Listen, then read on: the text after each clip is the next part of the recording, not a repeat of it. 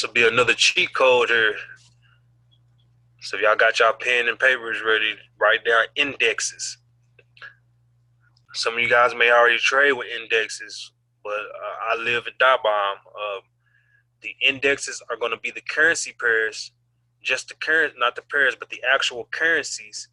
They're not paired with anything, so they're not like USD JPY.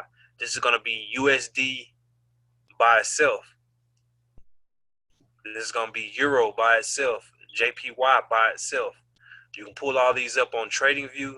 Some brokers have it on your MT4, but I use TradingView to track, and this helps me track currency strength.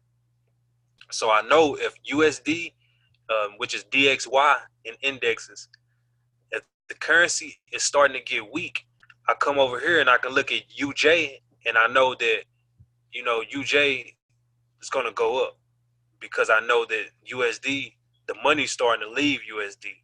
So all I have to do now is, now that I know the money's leaving USD, I just have to go to my USD pairs, look on the chart and see if there's any type of pattern, if there's any type of engulfing.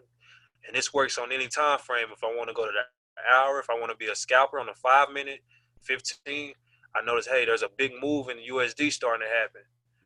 Go to UJ.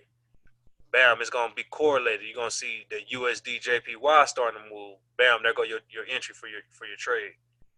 You don't have to spend all day using all those patterns and indicators and stuff like that. You can just follow the strength of the market or the strength of the currency. So on here right now, I have all four. I have four of some of the major currencies: the Euro, the USD, the Swiss franc, the JPY. Swiss franc and JPY, they both kind of move similar. You guys can notice you have a big boost here today. You have a big boost here today.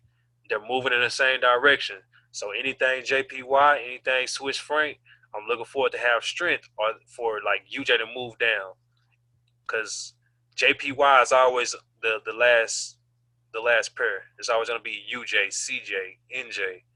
So I know if this is gaining strength, if this is going up, then I know UJ is going to go down. To break down the way the currency is paired, the first one is going to be the base. The second one is what it's paired against. So if the second one is getting strength, it's going to pull down the actual base pair, or like UJ. So JPY is going up, the UJ should go down. Let me pull this up.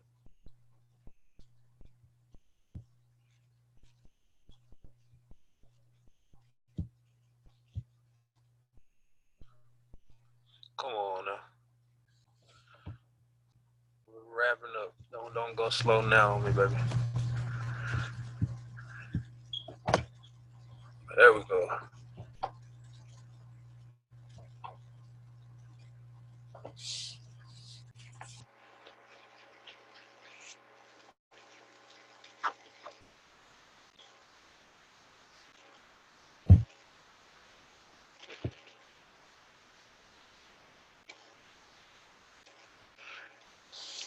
It's been a difficult day, so but anyway, I mean, in theory, what would happen is if we looked at a higher time frame, we'll start noticing that DXY. We chart this just like any other pair.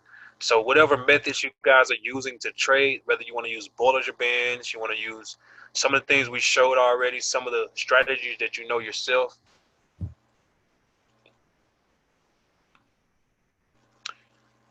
Notice here we had a big engulfing candle. The candle engulfed this up candle. We had a wick here. This is sell all day. So I'm knowing beginning of my day, this is the 4 hour time frame. So this was last week. So I'm knowing at some point this should go ahead and shoot down. So we took a trade here on all USD pairs. We shorted every USD pretty much. On my personal account, I shorted every USD pair. I was sending out some trades and we shorted most of them. Last week we were expecting this move to happen last week, but we needed a catalyst, so the news gave us the push down. So we just been in a downtrend here.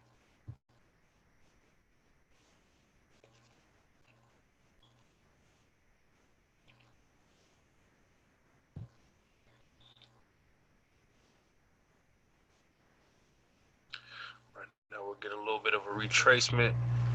But with the size of this down move, it goes back to another principle we was teaching on the running man. He still has plenty of energy. He took off, started his race, took a little rest. Then he was running, he was sprinting at this point, sprinting. Now he's taking a little rest. We should get him to sprint again. It's gonna take back off to the downside.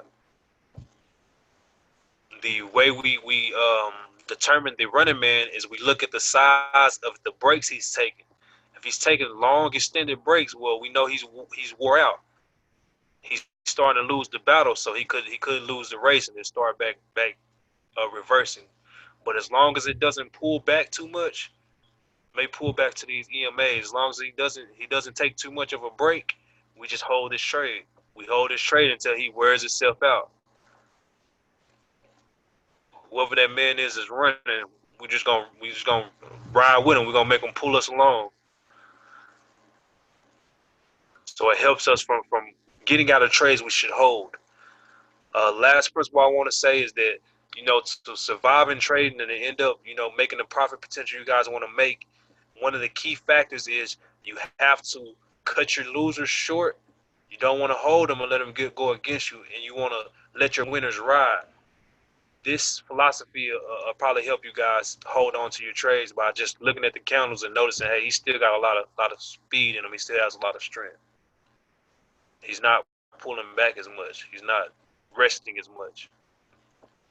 But that's just what I wanted to kind of go over today, is give you guys an introduction into currency strength, some of the things we're using to trade, also some of the profiles you guys can build to make your trading a lot easier.